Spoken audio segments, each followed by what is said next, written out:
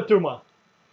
Com esse papo de mudar número de ministros do Supremo, fazer emenda para, enfim, esvaziar o Supremo, né? Eu lembrei de um gráfico que eu tinha feito há algum tempo, logo que saiu a emenda 125. E é esse gráfico que eu estou colocando aqui na lousa. Cada coluna dessas é um número de emendas que saiu em cada um dos anos desde 1988. Nos primeiros anos não teve emenda, né? Em 88 também foi feito em outubro, né? Então 88, 89, 90, 91 não teve emendas. Todos os outros anos, com exceção de 2018, teve emendas. E aí eu fiz um outro cálculo, que é esse que eu estou colocando aqui na lousa. Olha, os anos coloridos são os anos de eleição, ou seja, o último ano do mandato dos deputados e senadores. E aí aparece uma constância. Os últimos anos de mandato, e esse ano é um ano, né, mesmo dentre os anos de fim de mandato, 2022 foi um ano fora da curva. Olha, teve 11 emendas, né? E é muito interessante isso porque ano de mandato, ano de fim de mandato também é ano de eleição. Então o Congresso para de funcionar em julho, agosto, né? Os deputados e senadores vão fazer campanha. Mesmo os senadores que não estão concorrendo, eles se dedicam à política de alguma maneira, né? Apoiando os seus candidatos a governador, a presidente, a deputados estaduais e federais. Bom, tem muita emenda em ano de fim de mandato. Quanto? Eu fiz o cálculo. Bom, 2018 é um ano completamente fora da curva, porque em 2018 teve aquela a intervenção no Rio de Janeiro, né? Os militares empurraram a intervenção para não ter emendas para poder segurar mais pautas para o Bolsonaro, né? E daí, por causa do artigo 60, né, parágrafo 1º da Constituição, que fala que a Constituição não poderá ser emendada na vigência de intervenção federal, de Estado de Defesa e de Estado de Sítio. Muito bem, então em 2018 teve um evento peculiar. E aí a média das emendas, né, em ano de eleição, a média não é um bom instrumento estatístico, a mediana é um bom instrumento, porque ela lida melhor com esses conjuntos de dados que tem dois dados muito esquisitos, né, muito fora da normalidade. Mediana do número de emendas em anos de eleição está em laranja. São 5 emendas por ano. A mediana dos anos sem eleição é de 3. Tem 2 emendas a mais no ano de eleição. Mas por que tem tanta emenda no ano da eleição? Olha, o primeiro, né, o pressuposto fundamental é que a sociedade é conflituosa, toda a sociedade tem seus conflitos, e as decisões políticas precisam ser positivadas. Vou explicar melhor isso.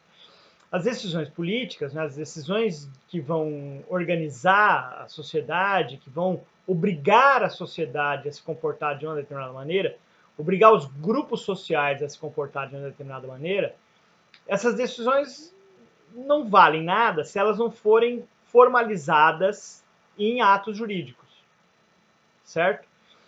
Não é uma live de quinta que vai falar, o presidente falou que é assim que vai funcionar agora. Não é assim. Existem formalidades e é exatamente esse conjunto de formalidades é a positivação. Perfeito? Então, uma decisão política formalizada, positivada, é um ato jurídico. Uma lei, um decreto, uma portaria, uma medida provisória ou uma emenda constitucional. Tá. As leis demandam maioria simples para serem aprovadas.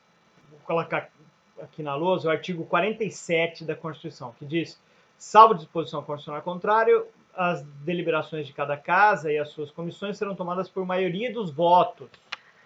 Essa disposição em contrário são as leis complementares, né? maioria dos votos presente a maioria absoluta dos seus membros, dos membros de cada casa, cada casa do Congresso, da Câmara ou do Senado. Muito bem. Então, se uma decisão política é formalizada em lei e eu quiser ir contra essa decisão política, eu tenho que obter maioria simples nas duas casas, na Câmara dos Deputados e no Senado.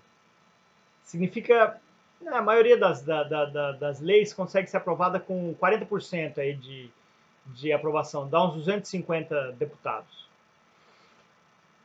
Emenda é aprovada com 3/5 dos deputados e dos senadores. É muito mais difícil fazer emenda.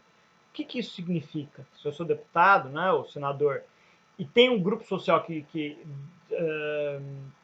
me apoia, eu represento esse grupo social, sejam, né, pecuaristas, trabalhadores nas fábricas de calçado, seja lá quem for que eu represente. Se eu conseguir aprovar uma demanda desse grupo em emenda, se eu conseguir positivar isso numa emenda, vai ser muito mais difícil para essa conquista ser revertida.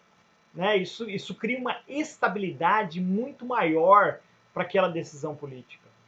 Uma decisão que foi tomada pelo presidente sozinho, por um decreto, o próximo presidente pode chegar e revogar aquele decreto. É o que vai acontecer com os sigilos, né, de 100 anos. Então, revoga aquele decreto e aquele decreto já não vale mais. É um sujeito, é o presidente. Uma lei precisa de, né, maioria simples. Aí, na média, uns 250 deputados já resolvem o problema.